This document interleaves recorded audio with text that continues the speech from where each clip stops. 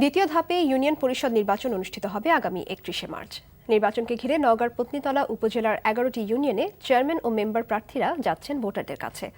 সরকারি দলের প্রার্থীরা আচরণবিধি লঙ্ঘন করছেন বলে অভিযোগ করেছেন বিএনপি ও স্বতন্ত্র প্রার্থীরা।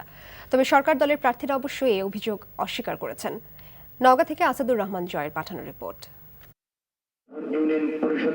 নওগাঁর পত্নীতলা উপজেলার ১১টি ইউনিয়নের চেয়ারম্যান পদে ৪৪ জন সদস্য ও সংরক্ষিত মহিলা সদস্য পদে ৩ শতাধিক প্রার্থী প্রতিদ্বন্দ্বিতা করছেন।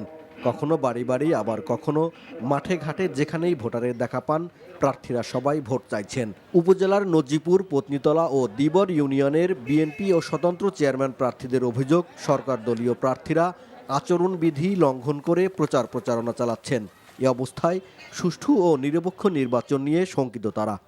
সরকারি দলের মনোনীত প্রার্থী আমার বিভিন্ন প্রচারণা, পোস্টার এবং কিছু হুমকি ধামকি দিচ্ছেন। এতে আমি একটু বিব্রত অবস্থায় আছি এবং চিন্তিত। আমার অনেক কর্মী বাড়ি বাড়ি তারা যায় আক্রমণাত্মক মনোভাব দেখাচ্ছে এবং হলো আমার কর্মী লোকজন যার প্রতিবাদ করে তাদের পানির নেমে দেওয়ার হুমকি দিচ্ছে। ওই হুইপ সাহেব বিভিন্ন ইউনিয়নে বিভিন্নভাবে বক্তব্য দিচ্ছেন, এতে আমি আচরণবিধি লঙ্ঘন মনে করি। তবে এ অভিযোগ অস্বীকার করে আওয়ামী লীগের চেয়ারম্যান প্রার্থীরা বলছেন, দলীয় মনোনয়ন না পেয়ে যারা বিদ্রোহী ও স্বতন্ত্র প্রার্থী হয়েছেন তারাই এসব অপপ্রচার চালাচ্ছেন।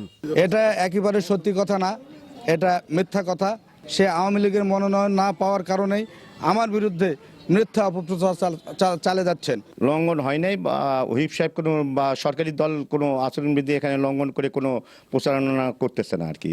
এই নির্বাচন সুষ্ঠু হলে ইনশাল্লাহ আমি নির্বাচিত হব এবং আচরণবিধি মেনেই আমি নির্বাচন করছি। পত্নীতলা উপজেলার ১১টি ইউনিয়নের ১,৫৯,২০০ ভোটার তাদের প্রতিনিধি নির্বাচিত করবেন আগামী ৩১ মার্চের নির্বাচনে। NTV news desk.